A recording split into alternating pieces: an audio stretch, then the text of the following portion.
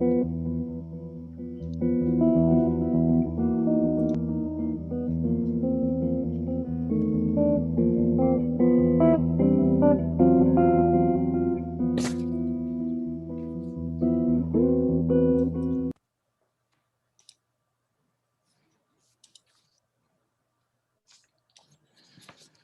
evening, good morning, I don't know, good night. It's nearly 9 o'clock in the evening in Delhi.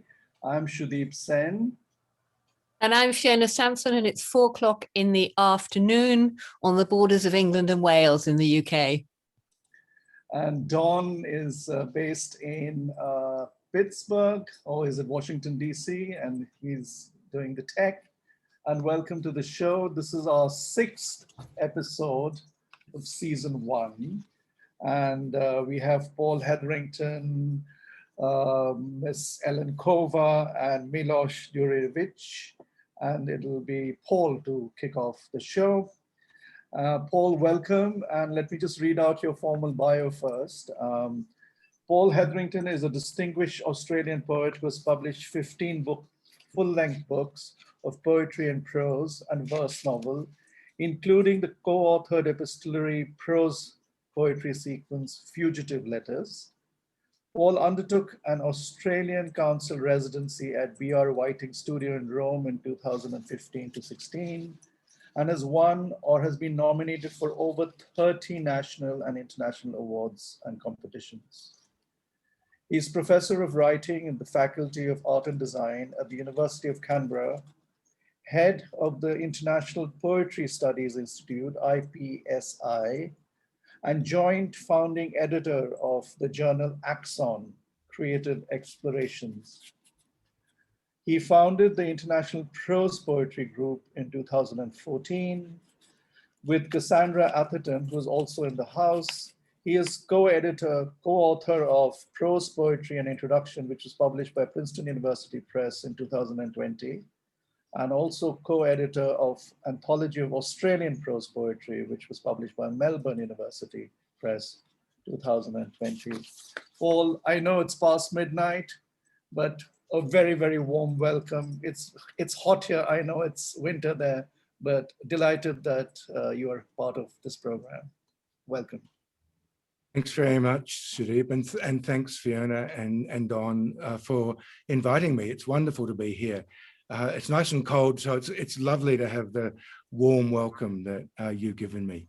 It's also wonderful to be able to think about place and poetry, because place is something that I've been really fascinated by ever since I was a child, and grew up in my very early years in the Adelaide Hills. And I still remember the quality of light and the kind of topography, the child's view of topography. And that's always been part of my imaginary.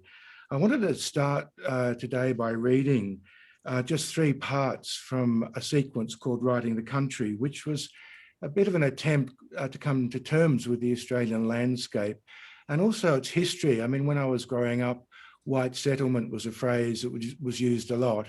And it's a very problematic phrase given the history of colonisation in Australia, where Indigenous peoples, First Nations peoples were supplanted and suffered a great deal through that colonisation process. And this poem, in a way, tries to problematise that notion. So I'll just read these 3 parts.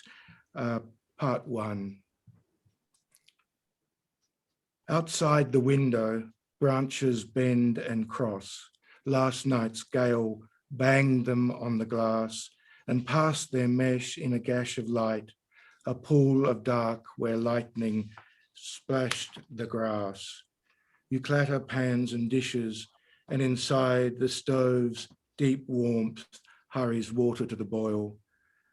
My mind fills with the ghostly eucalypts that stand like white in ancient memories around this house along its pothole drive. I see them overreach the cemetery that has housed white settlers for more than a century in this long and tumbling country. Or are they dreams growing from earth that's buried many minds, flesh and bones swimming in this soil? You pour the coffee and shut old pans away. We touch our hands. The storm has passed, but I am restless with the thought that this will be swept away in the current of our time that twists these branches in their tightening. I fill the pot, empty the dregs outside in this beautiful clear winter of our dying. 2. You pick 2 rocks from the dipping shallow creek and bang them, crack them loudly, held in front in a sudden gesture. You crack the rounded stones like a pistol shot, and the sound echoes back from the close foothills, reverberates and dies. You bang the stones until the eddying sound seems to inhabit our thought and resonates in rolling whips of noise, and as it fades, silence falls towards us. The day lies stripped. We adjust again to the pull of wind at leaves that ride across the grass, the hiss of it, the burr and grate of insects, and the drag of water against stones in the steep banked creek, while the noise of cracking stones hangs in the air like a memory of lightning, is diffused in the corner of far paddocks, underlies a yearning for greater quiet. We are both celebrants of presence. The noise of hearts thumps loudly in the blood, propelling us near a field of stones, an old graveyard which wakens with silence and forgetfulness. And I'll just finish with part 4 of this sequence. The main road straightens past a field and bends away with the new highway. On that field, the local store, post office, all in one squat weatherboard establishment contained supplies enough for settlement, while years settled on its timbers and its yard and saw the sprawl of early habitation condense with growth. Photographs survive, showing men with axes near a tree that dwarfs them, surveying a valley lit with logs on a morning or an afternoon of light. They stand together, faces shy with smiles, and one holds up a pipe that trails smoke. Houses dot the landscape in a valley that falls away, half forested, half clear, and a hillside near the township's further distance is blurred by trees. The forest and the town have slipped away. The old mill site is shut. Where photographs show houses, there are fields of listless cows and heat that strikes the ground. The site of the old store is dry. I hear a wind begin. The photograph I hold shows a hatted, white-dressed woman with a tin, distracted from the photographer's slow lens. She's young and pretty. A dog stands next to her. Is she startled by the wind's incessant moan, or is this simply a clever pose to make some minor drama held in silver light? I imagine this photographer is death, capturing such light in hooded dark, dragging youth through time to this new time, strewing bones like felled and white-trunked trees.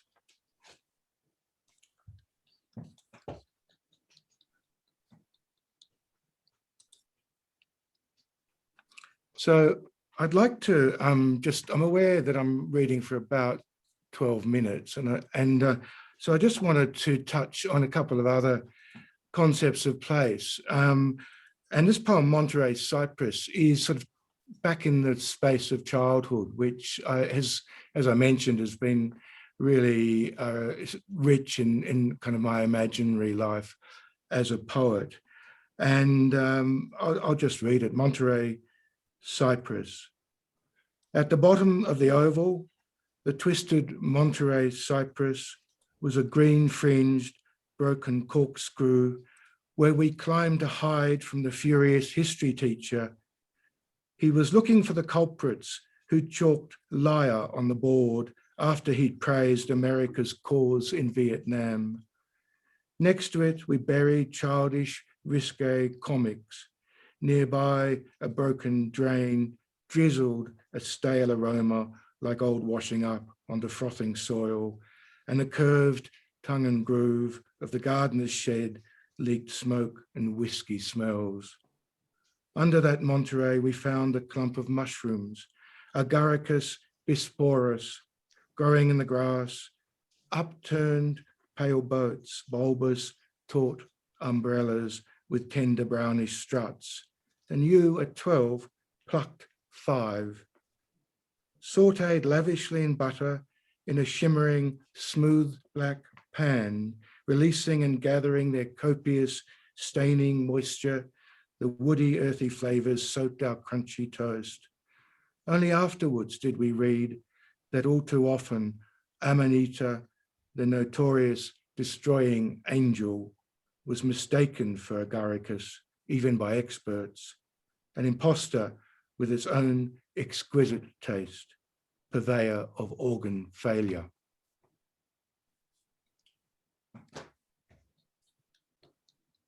In terms of place and thinking about poetry, I've been fascinated by ekphrastic poetry and by visual art and by other photography, other forms of visual representation all of my life. And I wrote a book, Gallery of Antique Art, it came out of my 6-month residency in Rome in 2015-16. And it was really, it's a book that conjures in a kind of fictional art gallery and takes the reader on a perambulation through the gallery spaces, including into the cafe and into the gallery shop. And it's a book of prose poetry. I'm just going to read 2 prose poems from the gallery shop. One's called Herculaneum and the other is called Pompeii. And these prose poems obviously are reflections on those ancient places, archaeological sites, extraordinary places of previous habitation. Herculaneum. The old town is a 1st century fisherman's sudden nightmare. Beautiful light, yellowing ruins, broken frescoes like licentious glimpses, mosaics of milky memories dropped willy-nilly on floors. It's a husk without kernel, a vast decisions, inarticulate aftermath. Hot yellows and reds remain as if a boudoir's light has been written 100 times in open air. Cooking pots, toilets, plumbing are a catalogue of absent domestic intimacies, and 1,000 burnt papyri are balled in a library. Red with X-rays, they speak black recollections of days before loss, when the pagan world stood prosperously beneath conflagration. Pompeii. Pompeii is forgetfulness, shrines with no ceremonies to garland them, piazzas without throngs, ovens without bread. Brothels are frankly frescoed, but years of anticipatory waiting have dissolved into earth.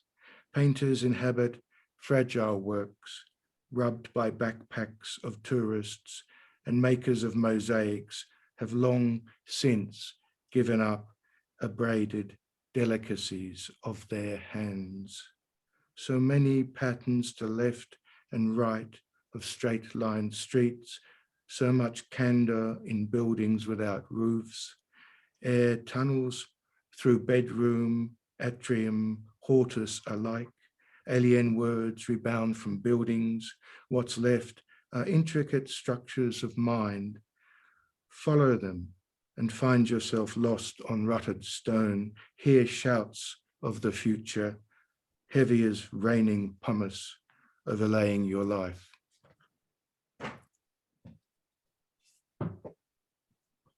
I'll just finish, because I'm conscious of time, with a 3 short prose poems. And this, in terms of place, is taking us into, from the outside, in a kind of, in townscapes from the past, into rooms and the intimacy of rooms. And I think Cassandra and I have actually began our prose poetry project many years ago, which have led to quite a few publications. And we began it partly with the idea of rooms, and that's a long story, but it's been very important to my conceptualization of prose poetry, and that partly comes through the insights that came out of discussing prose poetry with Cassandra. Rooms, and this poem is dedicated to Cassandra. 1. I'll start that again. 1. When you are in the desert and undulations of dunes slide toward you, you may remember a room under shiny stars in the cold sweep of night. You'll hold that room close. And in blade-like morning, when light strikes the ground like scattered gemstones, you may stare at distance and know that room as if it were in your body, a place in which you're strong, no matter how small its dimensions. It is like a skin that knows the flow of your blood. It's where you discovered the value of limitation. 2. Sometimes it contains a staircase. At other times, it's small and spare, smelling of plum cake and tart kumquat liqueur spilled on linoleum. Occasionally, it has ornate furniture and colorful half-pulled drapes. A boy hides behind a chest. A girl rubs a dresser's green satin between fingers. A dog pants, a bath runs nearby. The girl stands on tiptoe, looking through a cobwebbed window.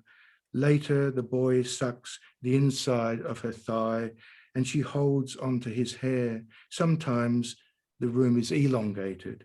High in a building, there are dark floorboards. Light squeezes through shutters. 3. Rooms are informed by what's no longer there. Light that wonders at you lying in a cot. Space circling, dark drowning, walls like an unfixed firmament of mind. You grow up and forget those rooms, but they cling, become stairs without end, an intimate boudoir of dreaming, a lit mystery behind doors, always old-fashioned, as if belonging to a different century. They are like early touch, haunting every exploration. Thank you, everyone. Oh, what remarkable, really remarkable. So interesting, yeah. I mean, it's very hard, isn't it, to resist the temptation to ask Paul about Australian poetry and place in general. And that seems unfair since we don't ask our poets to be spokespeople for our cultures. But I absolutely loved all this movement in and out of conceptual space. So sometimes a room could be in the body or a ruined.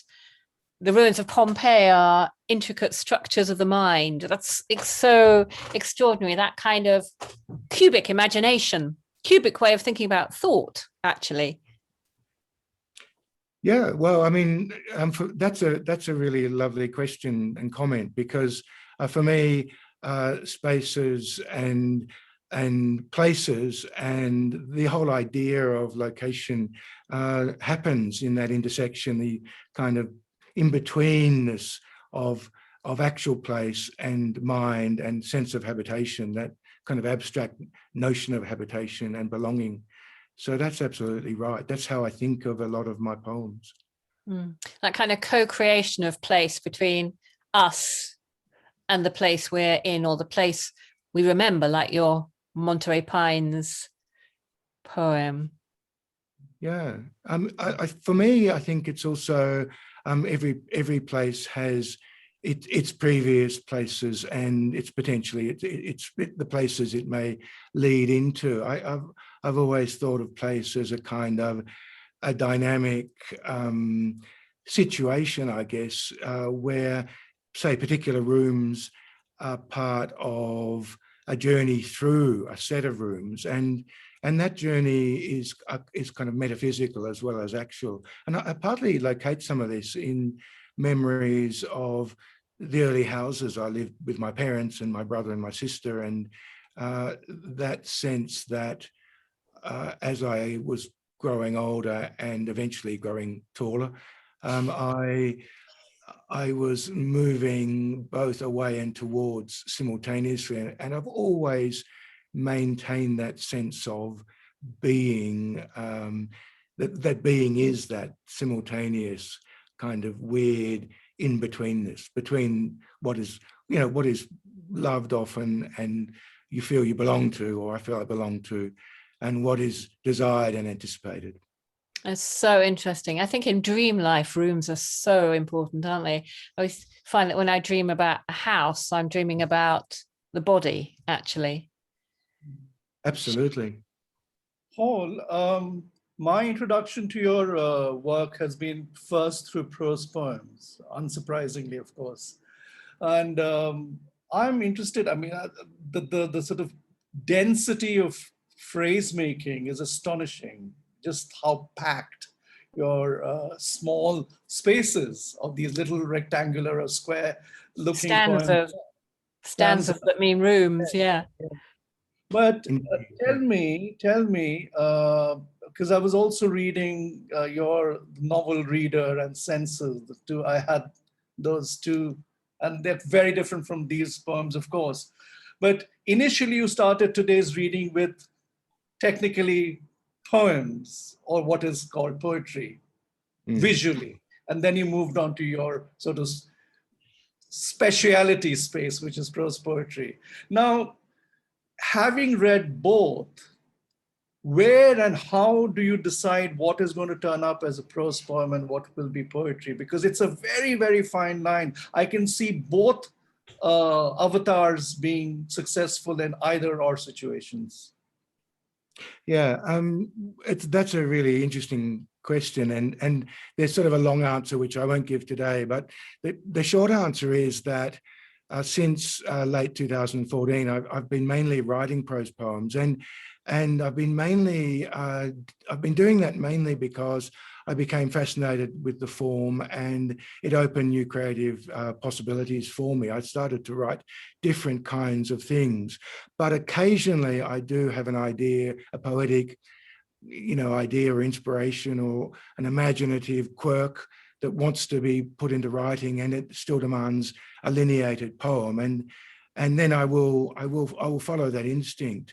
It's really very much a kind of quality of utterance. I mean, as you say, the first poem I read is actually written more or less in iambic pentameter, so it's a relatively kind of almost blank verse, and a contemporary blank verse in a way. And I began with a love of that kind of metrical life of particularly of blank verse in English, and particularly the pentameter, but also the tetrameter. And it's interesting when I'm writing prose poetry, which is in sentences and paragraphs, obviously, rather than lines and stanzas. Nevertheless, I often feel that some of those prose poems are being ghosted by a certain quality of form or utterance, but the rhythms are prose rhythms, and it's a fascinating thing for me at the moment just to be thinking about that space, which is slightly hybrid between the sort of poetic idea of how to speak and the prose, encompassment of the paragraph and the sentence. Do you think there's an analogy? Sorry. The phrase you just used, former utterances, that itself is in a sense very, very loaded, because your current utterances and your former utterances also coalesce in a sort of space, to use the topic, in a way that it's sort of works both ways, because I see the metrical and rhythmic echoes very much in your current utterances. Yes, that's true. And in fact, one of the things that I love about writing, I kind of want to grasp what I think of as a contemporary moment and a lot of quotidian experience in my writing and my poetry. I always have. And at the same time, I've got a great love of the tradition of poetry and of literature in general, and not just in English, but just the whole cultural idea of speaking and uttering and making meaning in those kinds of ways. And I do love that space that poetry can conjure. And I actually think prose poetry can conjure wonderfully, where there's a kind of ease in the utterance, but there is also an attention to every word and every phrase. And prose sort of both frees the expression for me, but also allows that, as I said, that kind of ghosting or haunting of the tradition, what I think of as a tradition, a quality of speaking. Don't you think there's an analogy with the shift or the movement from formal to free verse, and the movement from free verse to prose poetry, that they are, you can see them moving in one person's work? I mean, as they're moving in your work at the moment. I mean, I would imagine you aren't precluding, well, you've just said you occasionally write lineated poetry still. I could imagine that you will in future perhaps write collections of each or mixed collections as you know, when free verse perhaps in the English language tradition in the 60s and the 50s, but, you know, emerged, people often wrote both, or they had phases when they wrote one way or another. And that same sense that, you know, when you write free verse, that actually somehow you have to pay more attention to the rhythm and the music because it's more finely poised and more on a case-by-case basis. So in prose poetry, you have to pay more attention to the rhythms and the music because there's this kind of vernacular drift that you are really moving against. Absolutely. Yes, also, but just to continue partly what Fiona is saying, I remember, for instance, reading Baudelaire's translation, the very first Penguin edition, which I read, and all the translations were like a footnote in prose form, which was very frustrating at one level. It's only much later when I had a French speaker read it out in French, I realized the kind of dichotomy between the two. So just to follow on, we would be interested in knowing your views about what Fiona was just saying, and further on with this, the two. Yeah, well, yeah, they're both really good comments. I mean, when Paris Spleen was published in 1869 and sort of in a sense inaugurated what has become the contemporary prose poetry tradition, I think that's still a wonderful example of how, Fiona, as you're saying, you can actually start to see prose paying attention to its phrases and nuances, and also separating itself from that kind of real sort of forward momentum of the traditional narrative drive, and starting to embed images in that sort of almost clotted or static way to make you look a bit like, the idea of the flaneur, which they were very interested in. And yes, in terms of free verse, some of the rhythms of prose poetry, I think, helped free verse writers become, I don't know, more free, more fluid, as you were saying, more interested in capturing that vernacular movement that you mentioned. And that's all of that stuff interests me greatly. I love the idea of the vernacular of the quotidian. I love the idea of a sort of a direct and almost casual form of speaking, which at the same time hopefully attains the poetic. And it's an interesting tension to try to do both at once. And of course, it's a little bit like walking a tightrope, but most poetry is one way and another, I guess. Yes, it's a space, isn't it? There's a kind of heldness. This is an enormously rich start to our, I was going to say afternoon, which is terrible of me to say, night in your case, morning in other people's cases. And thank you enormously, Paul. Please don't go away, because there'll be time for discussion afterwards. Yes. Well, thank you very much. Thanks, everyone. Yes, while before the next poet starts, please use the chat box, the chat panel generously.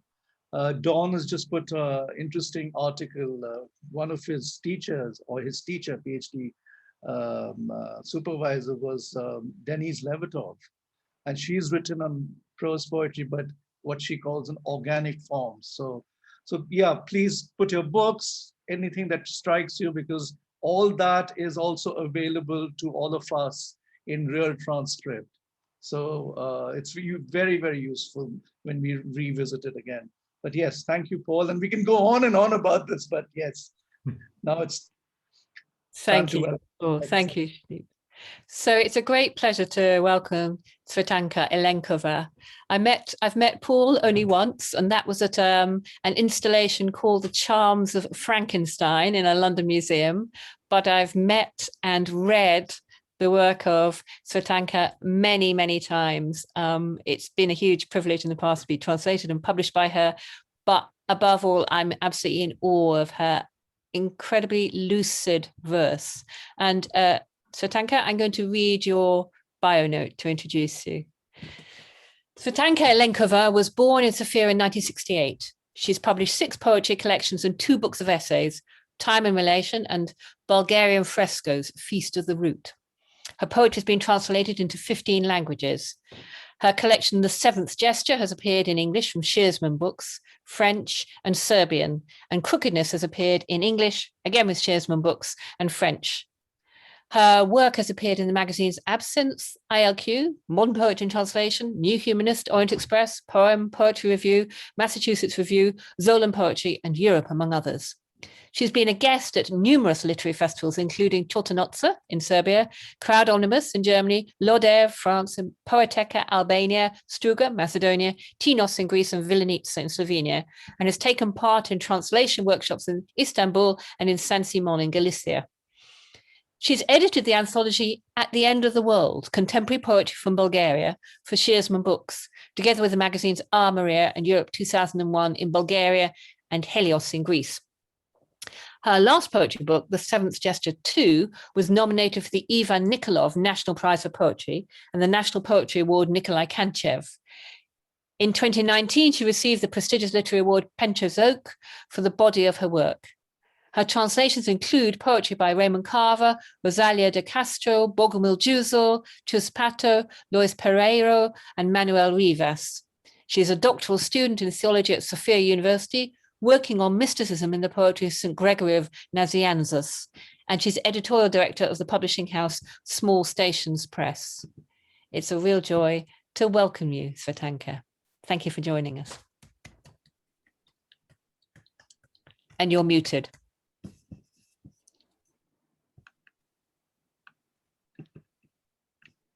It's okay now? It's okay. Thank you for this long presentation. It's now a little really for me quite responsible to answer to what you read. I didn't expect. I think I actually sent you short bio. Anyway, we talked a lot with Paul about this fascination of the prose poetry. I could say from all my books, and I'm not from the poets that write very often, so I have only, I think, 6 books of poetry.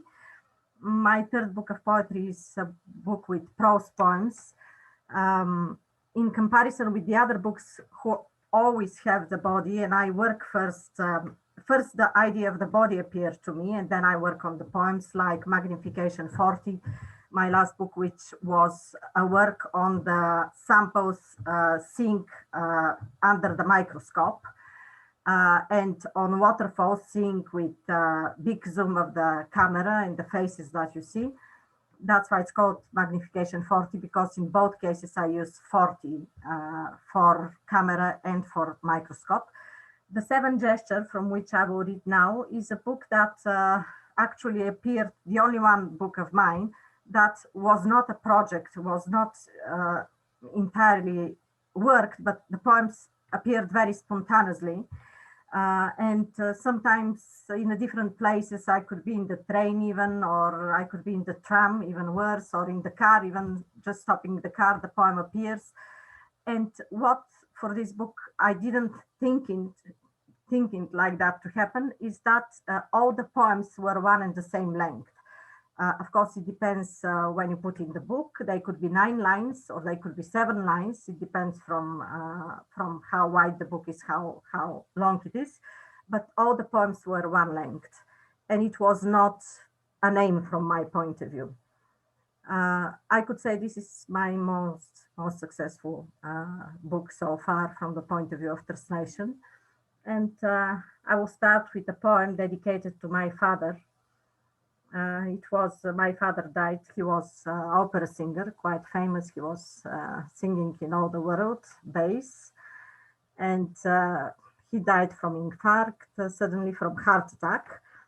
And just several months before he died, I was with him going to doctors anyway, and he leaned to one of the walls of the buildings. And then I realized that this wall will always have the print of his body because it's not washed, neither from rain, neither from other touches, because it has these eaves. So I will read a poem called Under the Victim's Nails from this memory with my father. There it is. If skin has memory, as doctors maintain, it means the house you leaned on last, the sea you swam in, have not forgotten. Only my dresses have forgotten because I take them to the dry cleaned or wash them often. But our sea, which is so enclosed, streams can't reach it. The vertical wall under the eaves, the wet can't get to, they have not forgotten. Like a pelican's bill or a camel's hump, they save the memory for a rainy day, like a victim's nails, which still keep hairs from a killer's skin.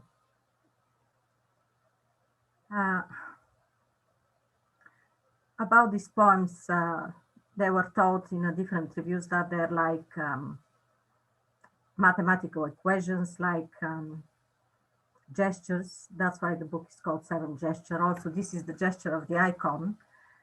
You see 3 icons on my wall. This is very important theme in my poetry, orthodoxy and iconography. That's why I have a book dedicated to it. And also Bulgarian tradition. We'll talk probably about this, about our countries, which are so different and so enriching. And there is another poem from the same book, The Wounds of Freedom. Some buy leather leads for dogs of definite length.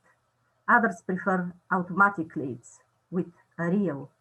You let the dog run at will, but you decide when to retrieve it.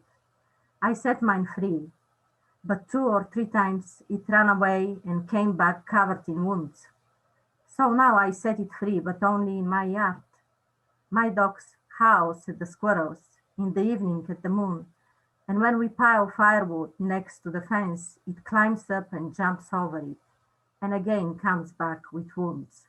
After that, I decide to keep it on a chain, for my dog to be free of wounds.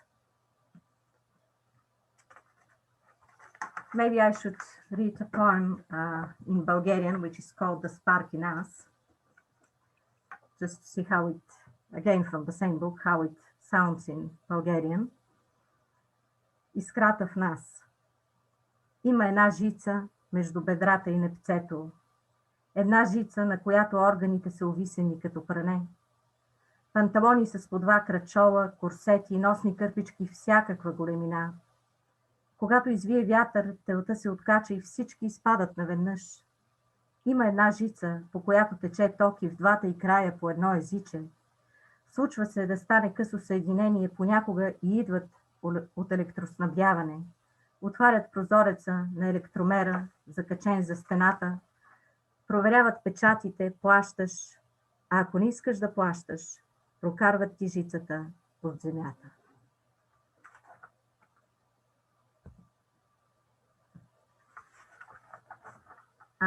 I talked about, I heard when Paul said that he's also fascinated with paintings, with arts. I have as well a book that is dedicated to flowers, which I had in my garden, and every one flower when you take photos of it. So I first took a photo of the flower, and after that I wrote the poem. And every one flower, when you take an artistic photo of it, you can see the face of the flower, or you can see even a fish swimming in a little lake after the rain. So I'm also very fascinated about all these images of the nature, images of the faces, every kind of image, art as well, photography as well. And the book that I'm writing at the moment actually is on Turner's paintings. Turner is one of my favorite painters because you can see so much in him, which is not just landscapes. Like Poe poems were not just landscape; they were exterior and interior of the person. For me, of psychology more than of landscape. So I'm working on this book with Turner, but before that, I also have a book dedicated to flowers. And there is a poem from this book called Edelweiss. Edelweiss. You can still talk, even if your lower jaw is stone and mortar, curb or ledge of a window or balcony. Above your mouth is down, which glistens, glue or tentacle. Even if you cannot shake your head or hope for wind, you can still talk. It depends on the point of view. You get up and squat, you jump, you stay next to someone who's living, so that those on the inside think it's you. The wind for me is an obstacle. And another poem called Collusion. One click and you're on the outside or have lost a finger. Children especially, with every folding and unfolding of wings. I saw on TV the loading of cartridges, of tubes for gas, buttons even, the tapping of blind men's sticks on studded pavement by a crossing. This absolute, unconditional fit, whatever comes before, though often it's euphoria, has nothing in common with a gentle knock at the door.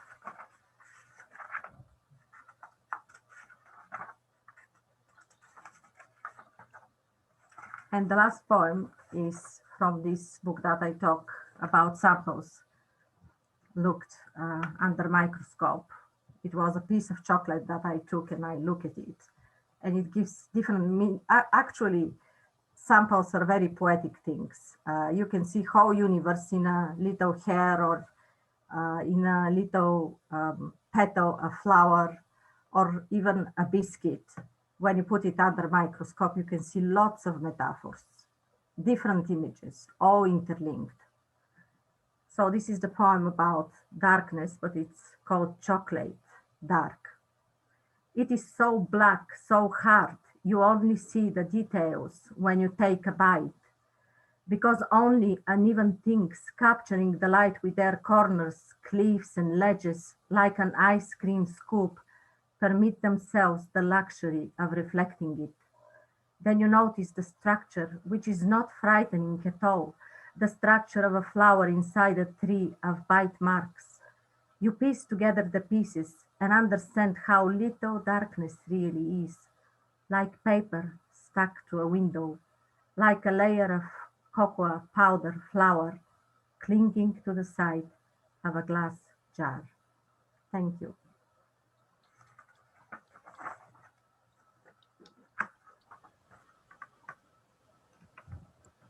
Beautiful. And beautiful indeed, as Sudeep says, and thank you for ending with such a positive parable and symbol that the darkness is really very small and not frightening. And I love the idea of the flower inside the tree of bite marks, that sense of beauty and possibility, even inside what's terrifying. Like a fossil, actually. When you bite a chocolate, you can see different shapes, different forms inside, exactly like in a fossil, yes. Like the geology. When you put it under the microscope, yes, geometry, and really you see different shapes. Yeah, I have to, next time I have a chocolate, I have to spend more time because I finish it way too quickly before I can really examine its structure. But you know, what was lovely was, and it happens organically and, without any planning, that from Paul, we moved to you and you actually started off with prose poems. Yes. Apologies to everyone because on the chat, there's no way of fully justifying the text. So even though I know they appear as lovely boxes, they are always left aligned. And that's the problem with the new technology. But at least we have the text in front. Yeah. But, I love the way that, in your poetry, again, places are very much a kind of dual thing, inside, outside, the macro, micro. You pay a lot of attention to, as you said, fossil was a good example. Would you like to say something more about this whole inside, outside, and macro, micro? No, I think in one of the reviews about my poetry, the critic emphasized on the fact that it's very facial poetry, that I can see face everywhere. And I think this is important for me. That's why I like to prepare poems which are linked with subjects, with art, with photography, with nature, something that is exactly things that you see. You see faces, for example, I'm very fascinated of seeing faces near the waterfalls. Not exactly where the water falls down, but near the water from the both sides, you can see different faces on the rocks. Sometimes they appear to you. I think it's something like spirit of the universe that goes through everything and make it feel alive. Maybe I often thought also about seeing pictures from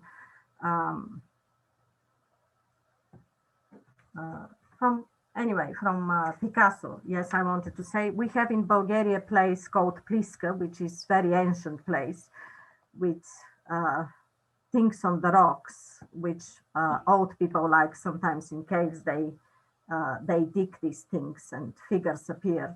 And when I look at them, things that are made from people, and all together with these rocks that are made from nature, they are formed from nature. And there were faces, very rectangular, very cubistic, I could say. Actually, Picasso's painting for me looked exactly like these rocks. And I think probably lots of people see these things and the nature, the beauty of nature and the depth of nature. And this inspiration, which is in spirit, in things, which makes the nature alive. And even a stone, when you go to the sea and you step, you can see lots of faces. Every stone has a face. I'm sure I'm not the discoverer of this. I'm sure we all poets see these things because we have deeper eyes, because this is the way we are working with words. So yes, I'm captured from these things. And this for me is very interesting because for me to write poetry is very important to work with the word, not only with words. Yes. I personally don't have interest about poetry that is just words or like novels as well, just words or something more earthy, more from these lives. I always wanted in my poetry to give a depth that is linked with the word, with capital letter. So it's very, very interesting. It's so interesting that you are very generous in talking about your poetry too, because it's so interesting hearing you and your poetry, which I do know quite well, straight after Paul, because you're both talking to us about how essential it is to make meaning with the world around us, not make meaning and impose it on the world, but have this dialectic, have this relationship, this living relationship with environment, which to me, speaks quite readily to ecological concerns. And I could bore on about that, but I won't, but, poets like Wendell Berry who use that relationship to try to make us stop destroying the planet.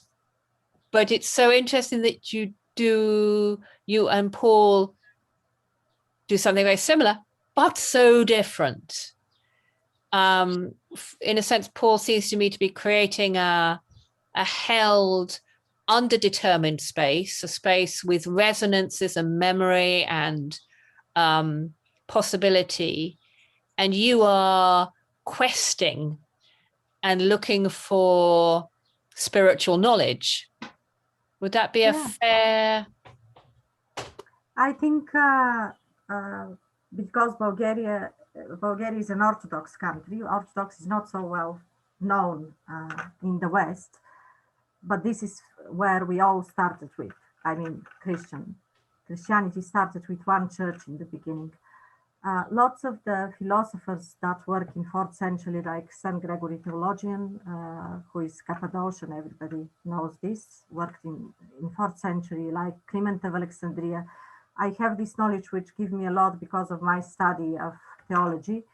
They were poets, actually. They were theologians, but they were poets as well.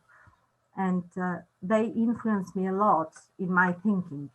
And also, I think in Bulgaria poetry, you mentioned this, that me and my husband, who is a translator, Jonathan Dunn, you know him well as well, we made this anthology of Bulgaria at the End of the World with contemporary 17 poets. Oh. Has to put emphasis on the fact that it's very paradoxical poetry, and it is because Orthodoxy is very paradoxical, and Bulgaria as a country is very influenced from its tradition, like every country, from its tradition, from its nature, of course, from its history, which is very linked with the Thracian tribes, and of course from very recent history like socialism, like all Eastern Europe. After that, problems that people had. So it's kind of, from one side, paradox of the Orthodoxy, from other side, there is this social line of difficult life to live, which was not easy the last 20 years. Mm. So these are also very important themes for me. Also the theme of death, which is maybe main theme for me in my poetry. Actually, Saint Basil the Great, one of the theologians, talks about death a lot. And when they ask him in what the wisdom expresses in this world, he says in death. For him, death is the only thing that is spring of wisdom. Mm. Yes. So I think this turn to death, which in Orthodoxy is very important. You know that also in Orthodoxy, people give attention to relics. Yeah. Has that changed? Has that fed into, perhaps is the word I want to say, the way you've been writing during the pandemic? No, I don't think, I didn't feel, no. Because we are at the moment like in pandemic, isn't it? We do this reading, we still hear our voices, we still see each other. I don't think there are walls for poetry, even if we don't go to festivals or things like that, we still exist. It's not a problem for me. I don't see a difference between pandemic or not pandemic from the point of view of writing. Pandemic probably even give you more time and more way to go in depth, to go vertically, which is for me very important, because Christ on the cross is the external embrace, if we see, with the two hands stretched and put it in the vertical. So for me, this is the way to go up, not horizontally, but the vertical line is very important. That's enormously interesting.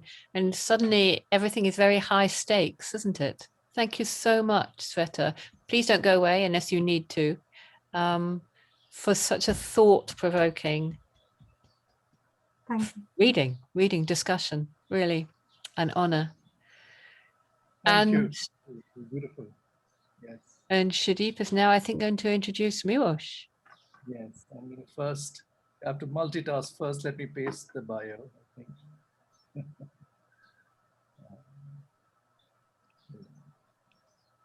Miloš, you're muted.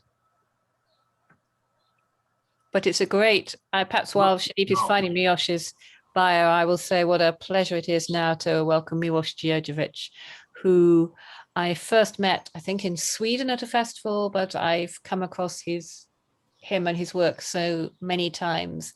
And one of the things that I find, and clearly I love it, and one of the things that I find very exciting about Miloš's work is that it's often addresses place and rural place, actually, urban places too, but it's clearly very 21st century. He seems to me to be doing that really difficult thing of bridging what's absolutely up to the minute, what's really contemporary, the tropes in our daily life right now, and ecological concerns, the history of farming, that sense of that knowledge of how the rural works. That's a really pertinent and vital combination, it seems to me. So it's a real, also Miloš has been, like Magda Krnec, has been an incredibly loyal and wonderful audience participant all the way through this series. So it's a joy that we've finally got to his turn to read. On which happy note, I'm going to hand over to Sudeep to introduce him and welcome Miloš. So welcome, Miloš, and you look suitably bardic in that sort of soft, hazy kind of filter you have on top with your long hair. But formally, let me just introduce you. Miloš Djurdjević has published 7 volumes of poetry, most recently Trade Wars, Passers-by and Related Poems, a chapbook entitled Morse, My Deaf Friend, and selected poems in bilingual edition, Croatian and Slovenian, called Chalk and Traces, Selected and New Poems. His poems have been widely anthologized and are translated into English, Arabic, Lithuanian, Slovakian, French, German, and other languages. A recipient of fellowships at the Ledig House in New York, the Civitella Ranieri Center in Italy, and the International Writing Program at the University of Iowa. He's also a translator of contemporary American poetry and prose. Miloš, thank you for your patience. You really did wait a long time, 6 months. Oh, not at all. Thank you for having me. Finally, we have you. Yes. Well, actually, Fiona, we met in Zagreb. It was on this pen festival. Of course, sorry. Some years ago, and then in Stockholm. But well, anyway, it's well, I'm going to talk something, or I'm going to go to straight to the points. I'm still in the two minds. Actually, we can save the talk for after the reading. I prepared a selection from my recent book of poems. Now it's in the control light. Let's see. All right, now mine. And it was published a year ago, less than a year ago. Trade Wars, Passers-by, and the similar poems. So I will just go for entire 10 pieces in my language, because well, we as a poets, we just I mean, how to orient at all. I mean, how to find our way. It is always the sound. We always, I mean, that's the fact, and it's always been the sound, and poetry came from the music. Actually, music came from the poetry, and the language speaking it came from the poetry. Poetry was the first speech, first expression, and in that sound, there is of course a space, and how to look around, and what do you see? Do you see a sound, or actually you are trying to translate in between picture and sound, and all those things?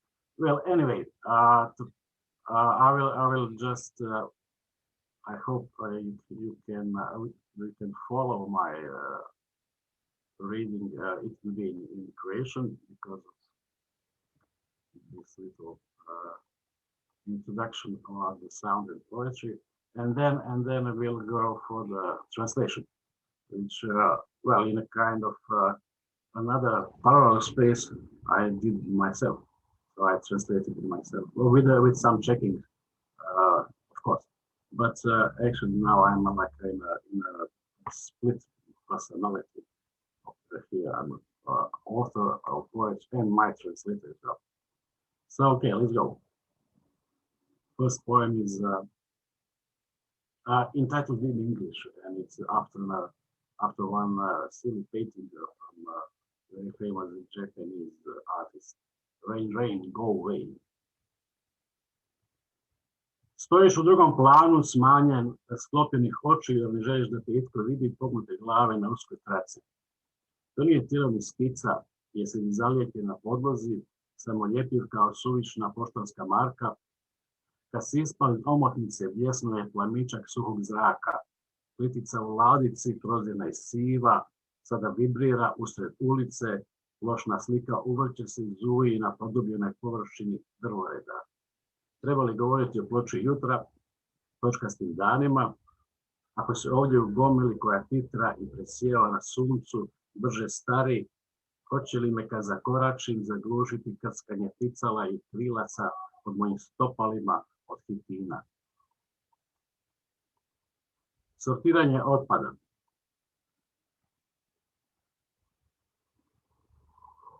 Jezik je proces, nastajanje, trajna promjena, prilagodljiv i čvrst u upotrebi, stvara pravila da bi ih promijenio, prekršio, odbacio. Kao što nadomješta, koristi svoje dijelove i sastavnice, čestice i krupnije komade u vječnoj ekonomiji reciklaže, proizvodnje i prisvajanja, obnovljive energije potiskivanja, zabrane i odgode oslobađanja. Oportunist praktičan po naravi ne odbija ni zadanu ulogu obitavališta, nekog zdanja ili kuće, jer se korisnicima naplaćuje stanarina, ubire renta za prebivanje. Kućni red u pravilu je otvoren za raspravu, nakupljeni prijedlozi i odbačeni prigovori pažljivo se razvrstavaju u označene spremnike, njihova je boja arbitrarna, ne utječe na regulaciju odvoza. Javne stvari. Ili to bi određen trenutak, recimo jedna točka u rasutom skupu dana i nakupina riječi koja bi trebala biti nepomična zbog umrežavanja, ekspanzije, pešućenih namjera i općeg boljitka. Nije se tražila i ne zahtijevala muka i patnja, gdje se podrazumijevala određena selekcija, bezazlena i nužna, poput folklornih predstava na trgu. Ne, naravno da nije. Sporazum nije nametnut, prazan postament bio bi plitka, tričava dosjetka, prodavanje konzerviranog zraka. Što su nas u stvari pitali? Jesu li nešto nudili? Što su obećali? Da su zaprijetili? Ako je zamijećena određena mehanika prisile i izbijanja, tuđa je krivnja u tom sklopu postala prirodna, jasna kao linija što nastaje kretanjem točke. Miloš? Yes. Miloš, can you just also tell us the English translation of the title before you? Oh, sorry. So that was public affairs. We just it was writing well, yes, again public affairs, and now we are moving to, and before that it was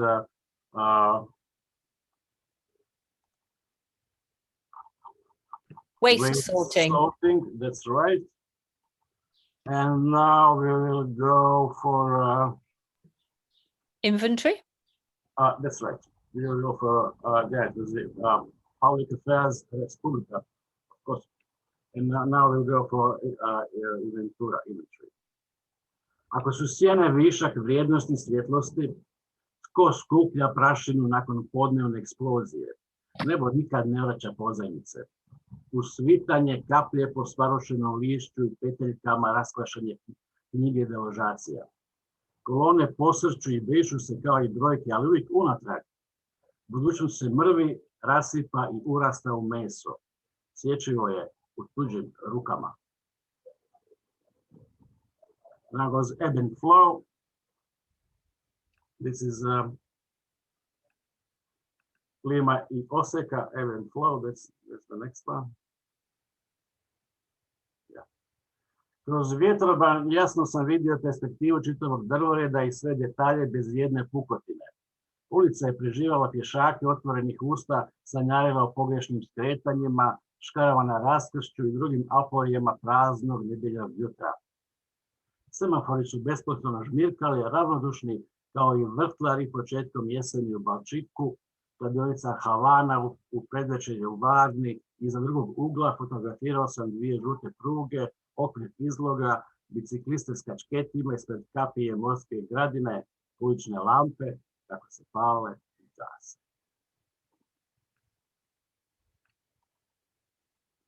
And I will go for three poems from the longer cycle trade wars.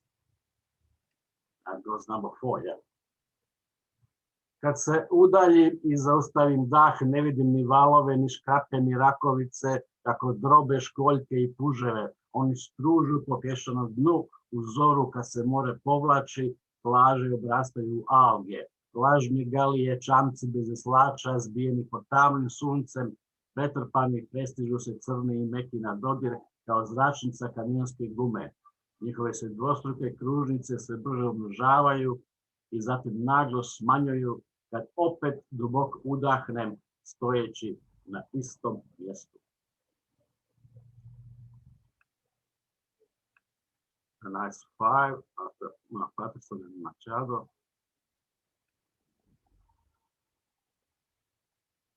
Rastu, presijavaju se, blistaju na opni oblaka, praskaju, slijevaju se suvišne slučajne prozirne ploče, nasumično trunje riječi, njihov se zvuk možda širi, prelama, prostire, upija i sabire ondje gdje nismo, jer taj trenutak trajanja titravi i tuđ, izmjeren je odvagnut tu gdje ne možemo biti.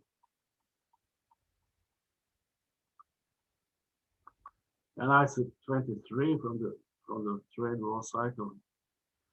Pogledaj, čiste linije, eleganciju, sklad i ljepotu tvog stvorenja, čudo koje hoda po vodi. Transakcije sklopljene da traju 100 milijuna godina, unaprijed su najavljene i obavljene vrlo precizno, usredotočeno, dobite potvrđene reakcijom druge strane, višak u razmjeni jamči kontinuitet.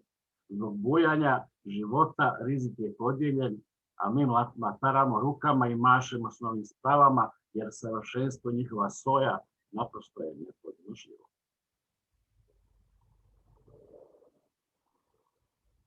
And for the end, I'll do 2 points that could probably fit into this theme of reading.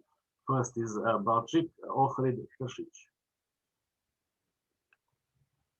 Kiša, sunce, sunce, kiša, 3 blistave plave padine, 4 površine ograđene vode, 100-tinjak koraka oko kamene česme na službenom trgu, Aziz čita arapski natpis i kaže da je rok upotrebe neograničen, da je sjena ispod mosta najjasnija i najčišća, kao i poslovnica Bela za preprodaju nekretnina, kosi krov potamni od kiše, ponavlja i prati administrativne vitice, raspored krtog bazena, osušenog bršljanja, ondje na gornjem katu obližnje kuće, uredno počešanu bradu Svetog Klimenta, lijevom rukom pridržava čvor pelerine i spokojno škilji u obnovljenom plavom polumraku. Odozdo, na freski gravitacije, vidiš li me? Uperenja koplja i rimske kolonade pridržavaju beskonačne sutone u Varni, nabijeni zemljani pod tipske kućice u dvorištu, poprskan vodom, taman kao i šuma iznad 7 prijenosnih slapova pored puta, klupa u kutu, titra u kvadratu prozora, stvrdljava se na suncu kao i ploča uzidana na fasadi crkve. Urezana imena, uglas ponavljaju i prate zamuckivanje tamne kupole, jezera i lokve, mora i potoka, jezera i lokve, mora i potoka. And well, for the end, of course, I'll go back to Brecht or forward. Zapad, istok. Na kraju kamenog mosta morao sam koraknuti kako bi se uspeo na lijevu obalu Vardara, zbog čega sam se sjetio štandova i trgovaca pored ljubljanskog tromostovlja, unjkanja mladića na središnjem mostu, čas je prosjak, čas agitator i performer, nervozan i nestrpljiv. O tome opet razmišljam u polupraznom autobusu, čekajući da nas propuste na graničnom prijelazu.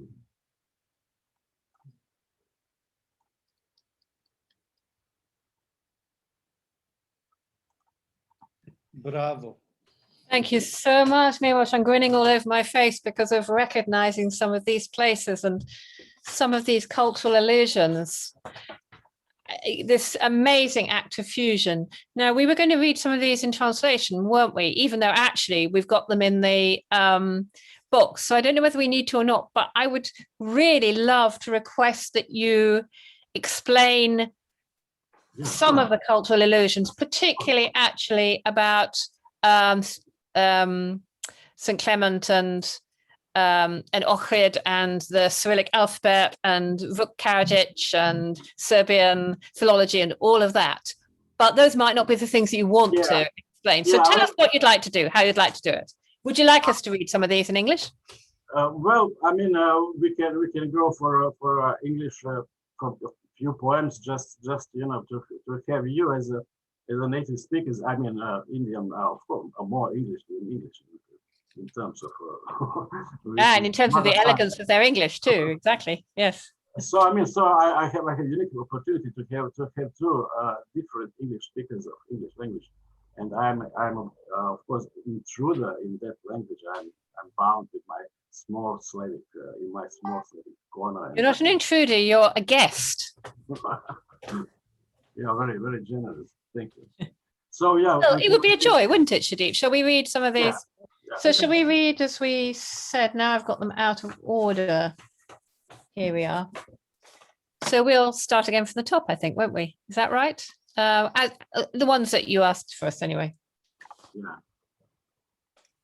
So this is Miloš's voice as a translator, a poet translator. Rain, rain, go away after Yoshitomo Nara. You are standing in the background, shrunken, with your eyes closed so nobody could see you, your head bowed on the narrow strip. This is not a body or a sketch. Are you glued to the surface? Self-adhesive like a redundant postage stamp? When you fell out of the envelope, a flicker of dry air flashed.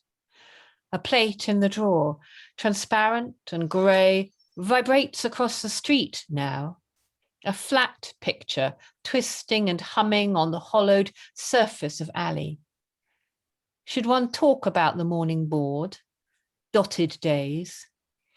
If one grows older here with the crowd, vibrating and gleaming in the sun, would the crunching of antennae and wings when I step on them become deafening under my chitin feet?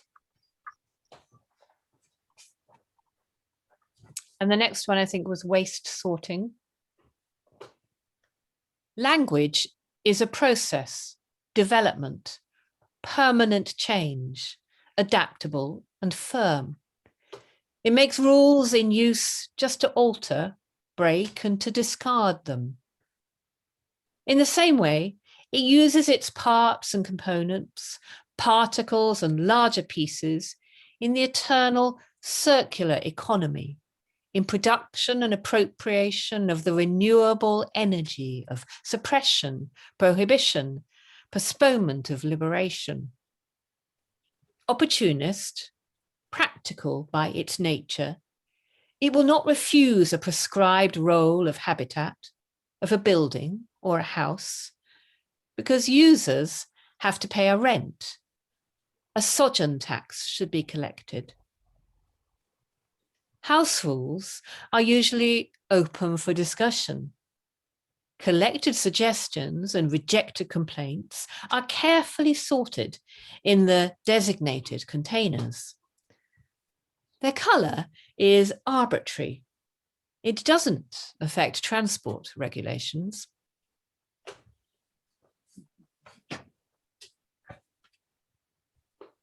Public affairs.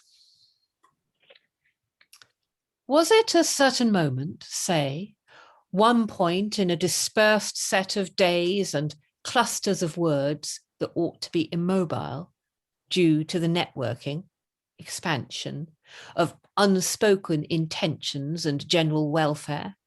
Misery and suffering were not asked for nor demanded, but a certain selection, harmless and necessary, was implicit, like folklore shows on the main square. No, of course it was not. An agreement was not imposed. The empty pedestal would have been a shallow, banal joke, selling off canned air.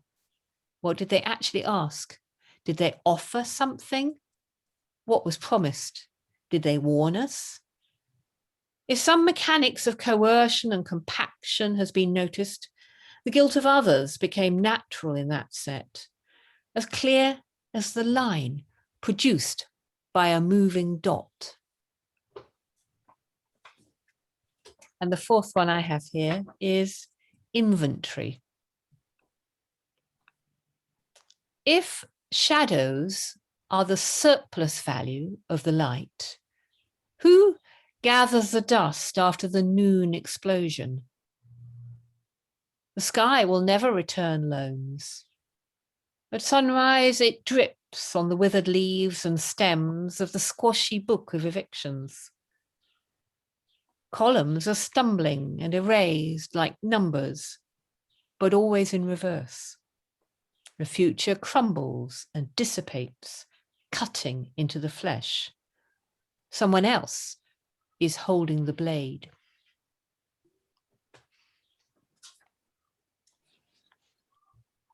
The next poem is called Ebb and Flow. Sorry, it's going to be very difficult for me to read and cut paste on the side, so I'll just read. And it's interesting, Miloš, had I heard you read before, I would have practiced it differently, because of course, Fiona and I read with our own rhythms and cadences, and you are just like fast, you know, woof, through the poem. So there we are, ebb and flow, quite appropriately. Through the windshield, I clearly saw entire alley in perspective and all details without any crack. The street ruminated pedestrians dreaming with open eyes about wrong turns and driving in opposite direction, and other aporias of the empty Sunday morning. Traffic lights were blinking idly, as unconcerned as the gardeners in Balchik in early autumn. Betting house Havana at dusk in Varna, I took pictures of 2 yellow strips round the corner, of the shop window frame, and cyclists wearing flap caps in front of the seaside garden. Street lamps turning on and off. The next poem is called Trade Wars, and Miloš read 3 parts of a longer sequence, 4, 5, and 23. So I begin with 4. When I step back withholding my breath and not seeing waves nor lapis or crabs that crunch shells and snails, they're scraping the sand bottom. In dawn, after the sea drew back, beaches are overgrown with algae, false galleon boats without rowers lumped under the dark sun. Overloaded, they overtake each other, black and soft to the touch of inner tubes of truck tires, making double circles, multiplying faster and faster, and suddenly they shrank when I took a deep breath, standing on the same place. Part 5, it's after Don Patterson and Antonia Machado. And it goes, They were growing, glistening, shining on the cloud membrane, crackling and flowing, needless and random. Porous panels, accidental specks of words.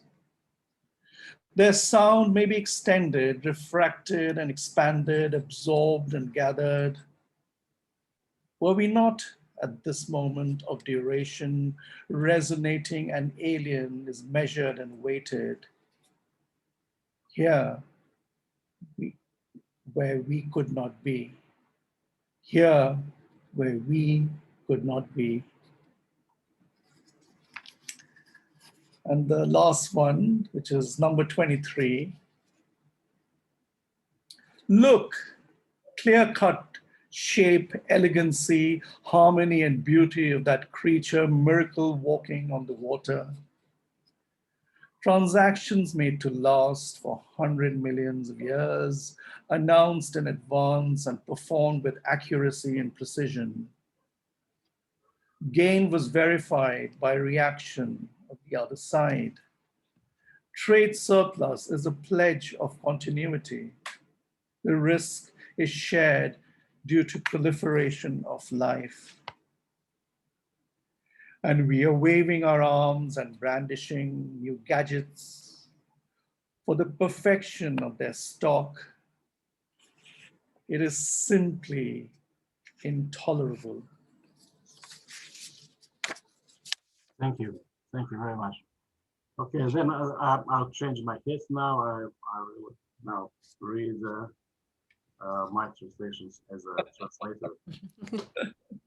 But it's a different language, isn't it? It's the language with rhythms as well as you being a poet with rhythms. Right, that's right. So many. I mean, from the sound, from the tempo, from the rhythm, from the construction of the picture. I mean, everything. It's just works on so many different levels, and then it is, of course, inviting and challenging, but it's like, you know. So okay, it's Balchik Ohrid Teshish. I pronounce it even not in English way, like Ohrid Teshish, but never mind that now. Rain, sunshine, sunshine, rain, 3 shiny blue slopes, 4 surfaces of enclosed water, 100 paces around the stone fountain on the narrow plaza. Aziz is reading Arabic inscription, expiration date unlimited. Shadow under the bridge is clearest and purest, he said, just like the real estate office Bella. The slanted roof, tarnished from rain, repeats and follows administrative squiggles, patterns of the brittle pool of dried ivy over there on the upper floor of nearby house of the St. Clement's, neatly combed beard, with his left hand holding the knot on his tunic and peacefully squinting in restored blue gloom from below on the gravitation fresco. Can you see me? Pointed spears and Roman colonnades support endless dusks in Varna, compact earthen floor sprinkled with water in the standard house with yard as dark as woods above 7 portable falls by the road. Corner desk quivers on square window, hardening on the sun like memorials embedded in church facade. Carved names repeat and retrace aloud, stuttering of the dark dome of the lake and puddle, sea and stream, lake and puddle, sea and stream. And then, as I already mentioned, it is a kind of reading, rereading, variation, and reactualization, or going towards Brecht in our inevitable future. West, east. I had to step up at the far end of the stone bridge to climb on the left bank of the Vardar River. Why I have to remember stalls and vendors near the triple bridge in Ljubljana, nasal voice of a young man on the middle bridge. One moment he is a beggar, then agitator, then performer, nervous and restless. I'm thinking about all that again in almost empty bus as we are waiting for admittance on the border crossing. Thank you.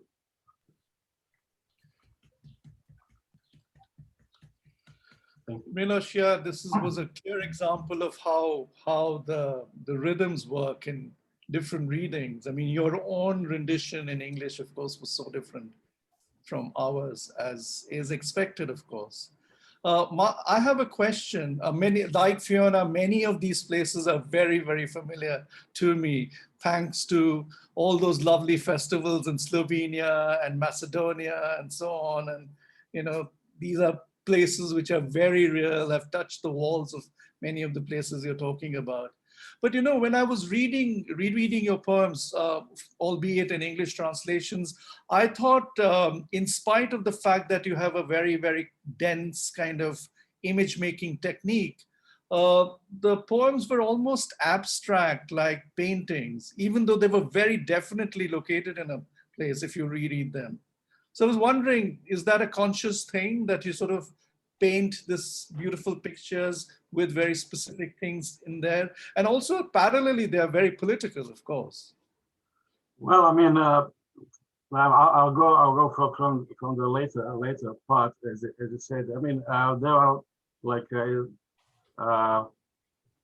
or 4 basic urges, basic emotions in us. It's a beauty, it's a truth, it's right and wrong, and it's politics.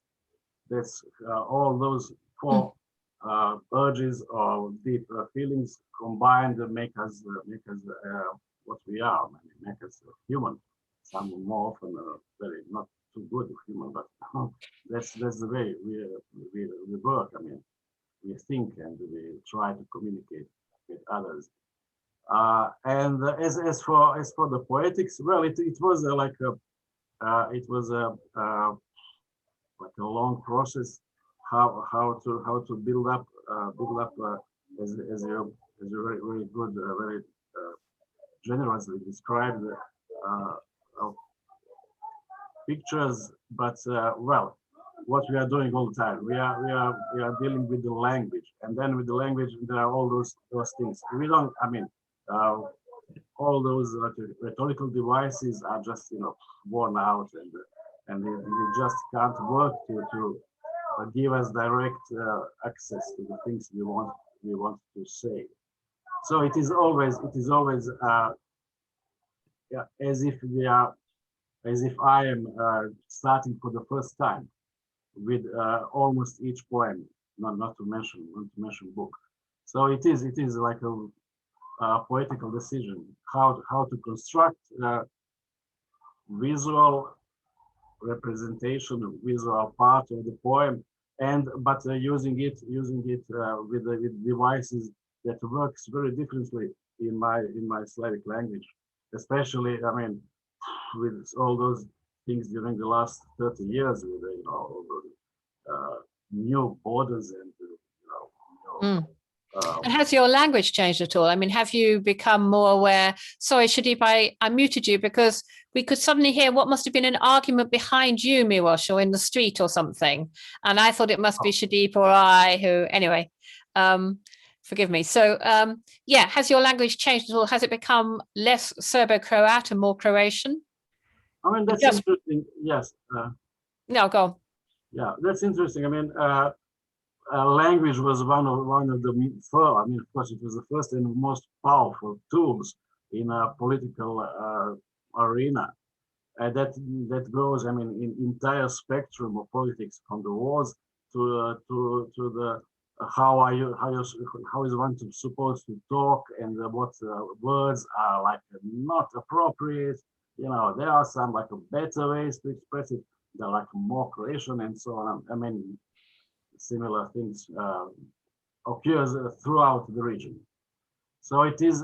I mean, language was deeply politicized, and in the same way, it was like sanitized. It was like, you know, this is above this like a mundane politics.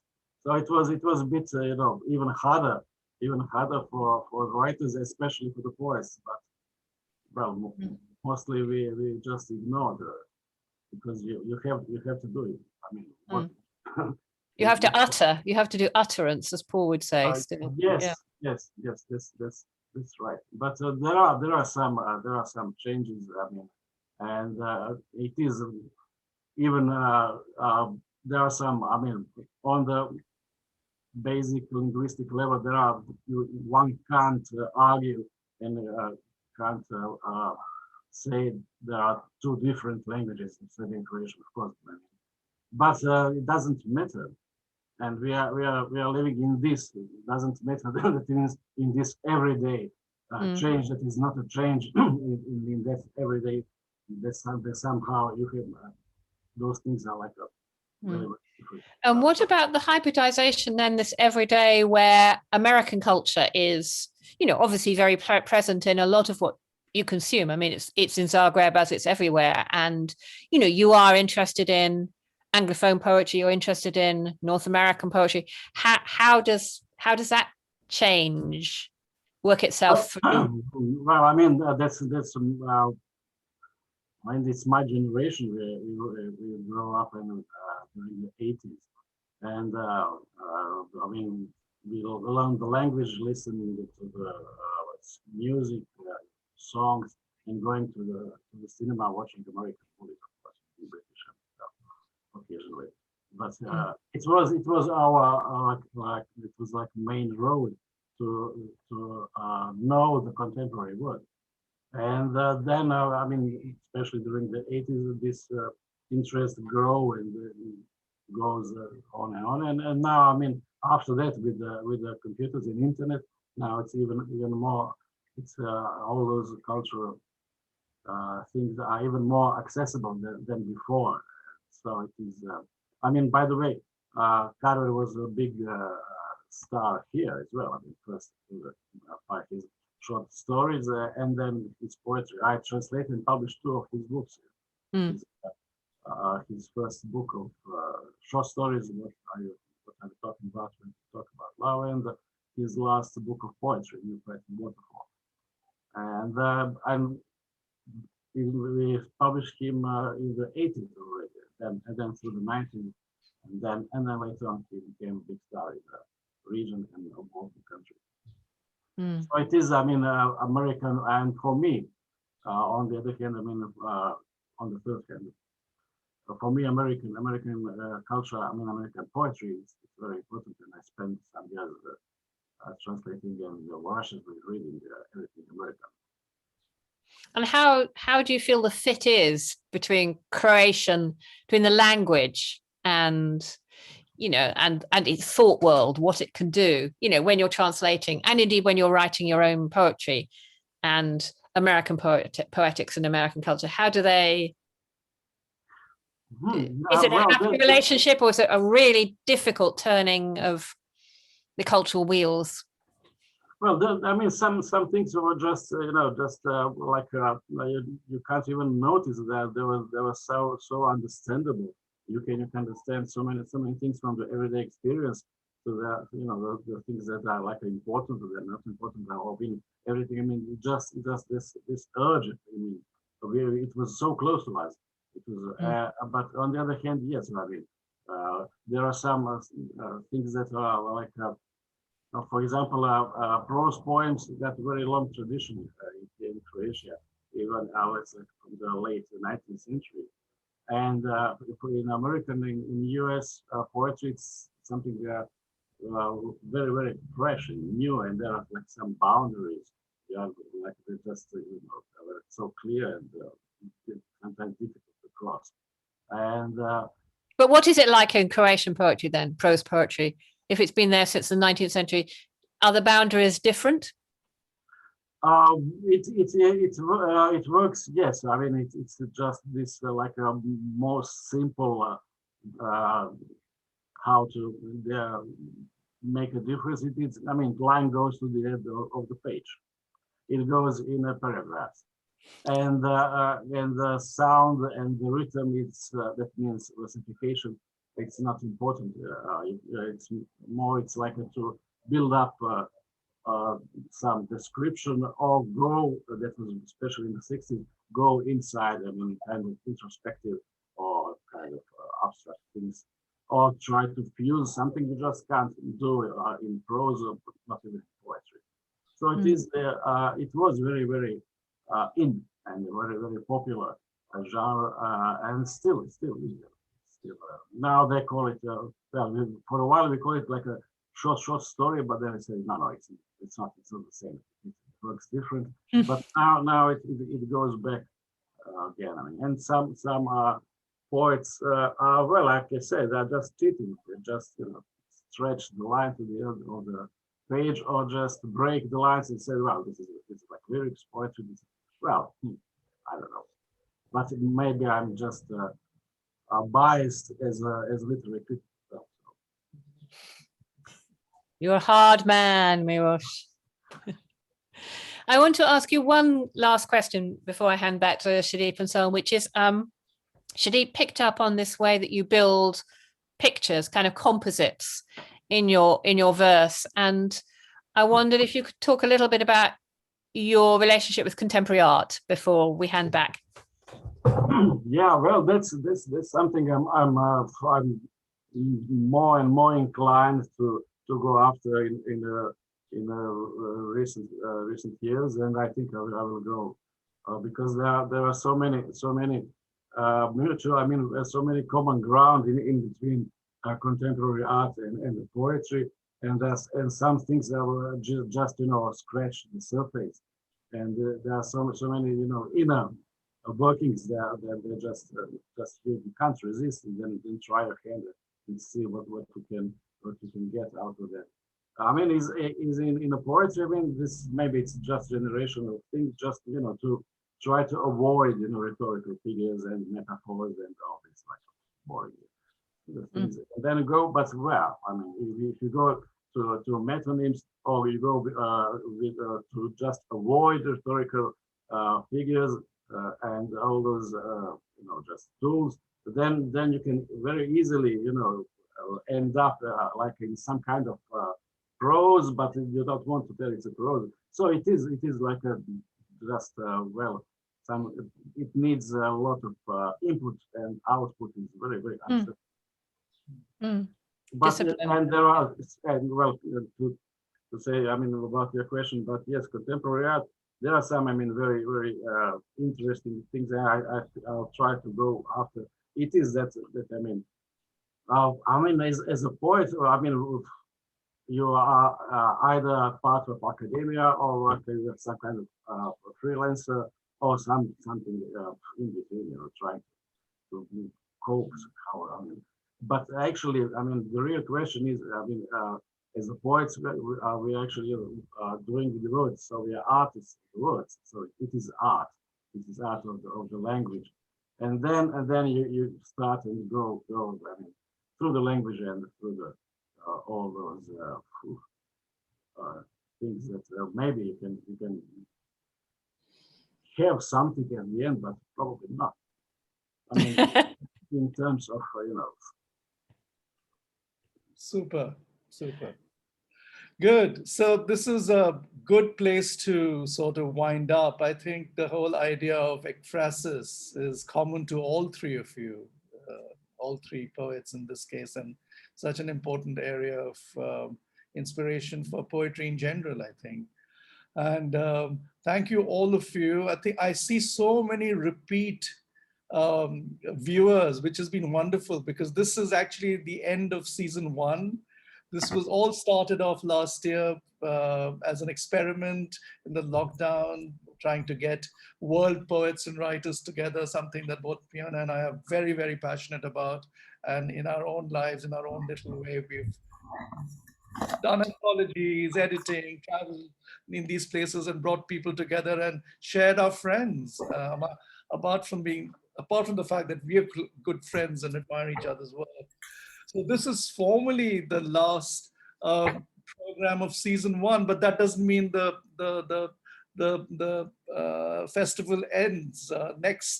Next month we will start season 2. I don't know whether to call it episode season 2, episode 1, or season 2. I think you should. Yeah.